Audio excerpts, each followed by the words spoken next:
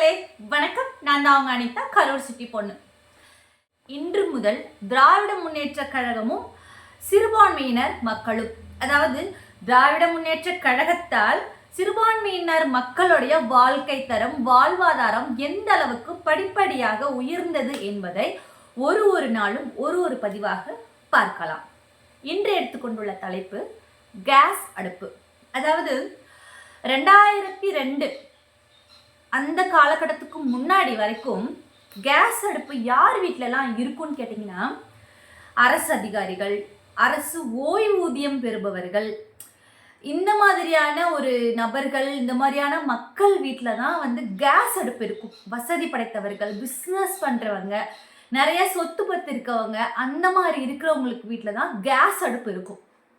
ஏன்னு கேட்டிங்கன்னா, விறகு அடுப்பு தான் அப்பெல்லாம் அதிகமான பயன்பாட்டில் இருந்துச்சு. அடுப்பு ஊதும் பெண்களுக்கு படிப்பதற்கு அப்படின்றது எதனால வந்துச்சுன்னா, அடுப்பு ஊதுறது அதுதான் வழக்கம், பழக்கம், அப்படிதான் மக்கள் வாழ்ந்துகிட்டு இருந்தாங்க.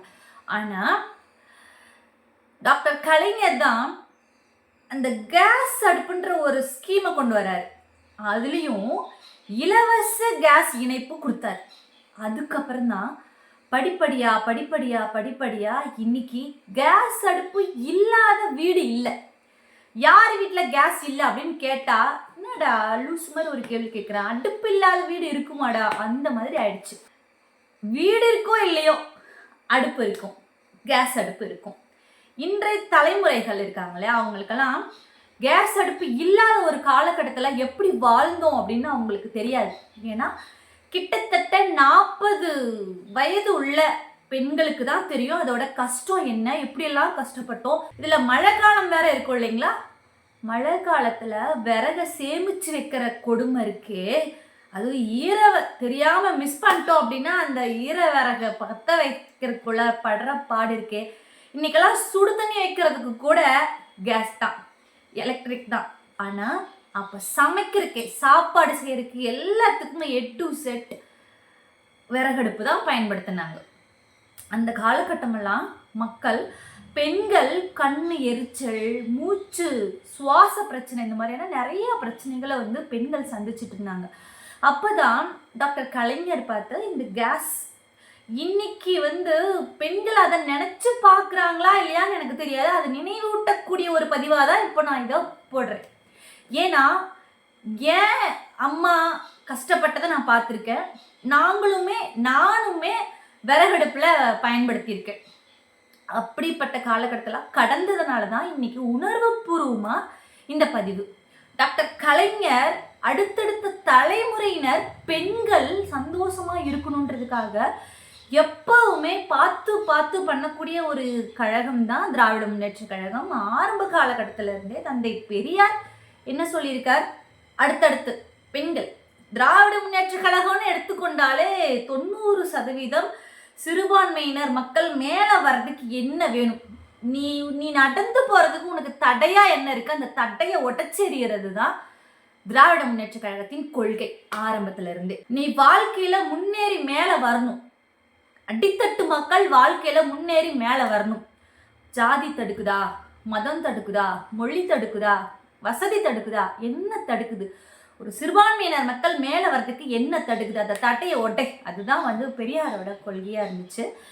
அதே மாதிரி சமத்துவம், சகோதரத்துவம், சமூக நீதி, இதெல்லாம் தான் திராவிட முன்னேற்ற கழகத்துடைய கொள்கைகள். அதன் வழியில் வந்தது தான் பெண்கள் முன்னேற்றத்துக்காக தான் இந்த கேஸ் இணைப்பு கொடுத்தாங்க. அதுவும் ஆரம்பத்தில் இலவச இணைப்பு தான் கொடுத்தாங்க.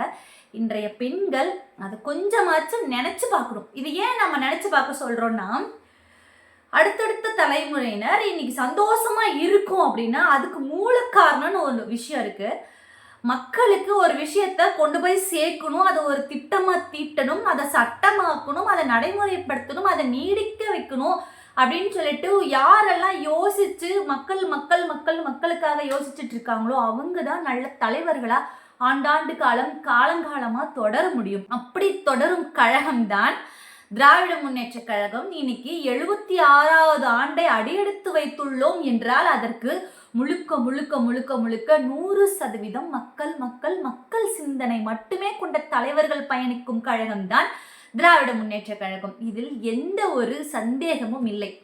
திடீரென்று முளைக்கும் எந்த ஒரு கட்சியா இருந்தாலும் ஓகே, வரவேற்கின்றோம். ஆனால் ஆரம்பத்தில் இருந்து மக்களுக்காக என்று வாழ்ந்து மடிந்த தலைவர்கள் இருக்கும் பொழுது அவர்களிடம் புதிதாக வருபவர்கள் கற்றுக்கொள்ள வேண்டுமே தவிர, எடுத்தவுடன் முதல்வர் ஆக வேண்டும் என்ற ஆசை, அது ஆசை அல்ல, பேராசை. இதனால் பல விளைவுகள், இதையெல்லாம் மக்கள் பார்த்து கொண்டுதான் இருக்கிறார்கள். இன்னைக்கு கேஸ் அடுப்பை பற்ற வைக்கும்போது ஒரு பெண்ணுக்கும் ஞாபகம் வரக்கூடிய ஒரு விஷயமா இந்த பதிவு இருக்கணும் அப்படின்றதுக்காக தான் இன்றைய பதிவு. கேஸ் அடுப்பு சம்பந்தமான பதிவு. பெண்களே, இன்று பட்டனை தட்டியவுடன் அடுப்பு பற்ற வச்சு நாம் இன்னைக்கு சமைக்கிறோம் அப்படின்னா அதுக்கு காரணம், இன்னைக்கு நம்ம கேஸ் வாங்கிட்டோம்னு சந்தோஷப்படக்கூடாது. இதுக்கு மூல காரணம் ஆரம்ப காலகட்டம். அதை யோசிச்சு பார்க்கும்போது டாக்டர் கலைஞர், திராவிட முன்னேற்ற கழகம் தான் இன்னைக்கு நாம இப்படி டக்குன்னு வேலையை முடிச்சுட்டு வேலைக்கு போறோம், சமையல் வேலையை முடிச்சுட்டு வேலைக்கு போறோம் அப்படின்னா அதுக்கு டாக்டர் கலைஞர் தான் ஆணி வேற அச்சாரமா இருந்தாரு அப்படின்றது ஒரு பெண்களும் அடுப்பு பற்ற வைக்கும்போது, கேஸ் அடுப்பை பற்ற வைக்கும்போது நினைக்க வேண்டிய ஒரு தருணமா, ஒரு பதிவா இது இருக்க வேண்டும் என்பதற்காக தான் இந்த பதிவு. நன்றி, வணக்கம். மீண்டும் நாளை நல்லதொரு பதிவில் சந்திக்கலாம். நன்றி, வணக்கம்.